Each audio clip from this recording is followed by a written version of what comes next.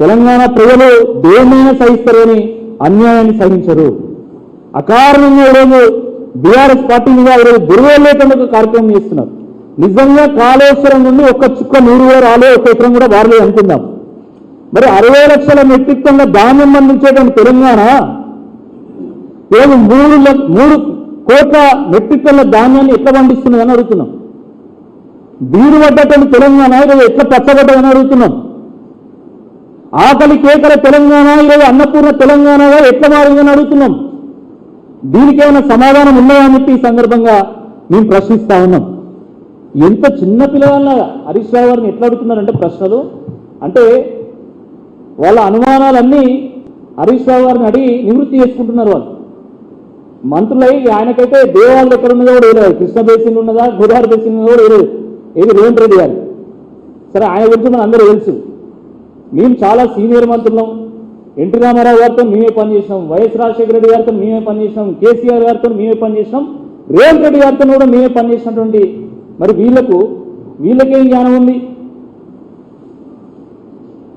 వీళ్ళకేం జ్ఞానం ఉందో ఒక్కసారి చెప్పాల్సినటువంటి అవసరం ఉంది మిత్రులారా. కాబట్టి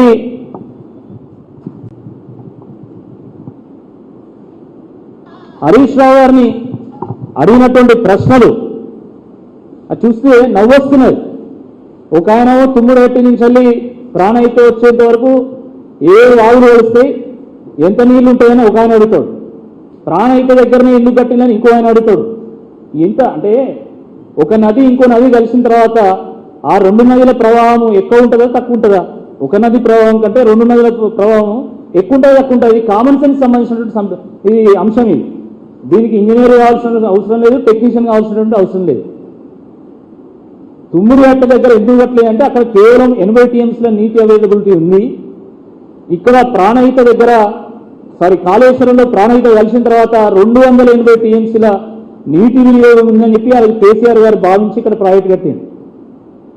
ఈ కనీస జ్ఞానం లేకుండా కేవలం రాజకీయ కారణాలతోని ఈరోజు కేసీఆర్ గారిని బీఆర్ఎస్ పార్టీని ఇరుకున పెట్టేటువంటి ప్రయత్నం చేస్తా ఉన్నారు. దీన్ని మానుకోవాలి. తెలుసుకోకపోతే తెలుసుకోవాలి. కాళేశ్వరం అంటే మేడిగడ్డ అనేటువంటి అవగాహన మీకున్నది, అది సరికాదు.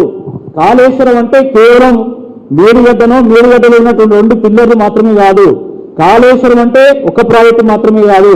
కాళేశ్వరం అంటే 3 బరాజులు, 21 పంప్ హౌజులు, 19 సబ్స్టేషన్లు, 208 కిలోమీటర్ల టన్నెళ్లు, 1531 కిలోమీటర్ల గ్రావిటీ కెనాళ్లు, 140 టీఎంసీల స్టోరేజ్ కెపాసిటీ, 240 టీఎంసీల నీటి వినియోగం, 550 మీటర్ల ఎత్తిపోతాం. ఇది కాళేశ్వరం. కాళేశ్వరం 100 కాంపోనెంట్ల సమాహారం. కాళేశ్వరం ఒక గొలుసు కట్టు రిజర్వాయర్ల ప్రాజెక్ట్. అది అలాంటి కాళేశ్వరం మీద అవగాహన లేకుండా ఈరోజు ఇష్టం వచ్చినట్టుగా మాట్లాడుతూ ఉన్నారు. దయచేసి దీన్ని మానుకోవాలి. మీరు సిబిఐని పెడతారా పెట్టండి, గోసుని తీసుకొస్తారా ఇంకోని తీసుకొస్తారా తీసుకురండి. విచారణకు ఈరోజు బీఆర్ఎస్ పార్టీ సిద్ధంగా ఉంది.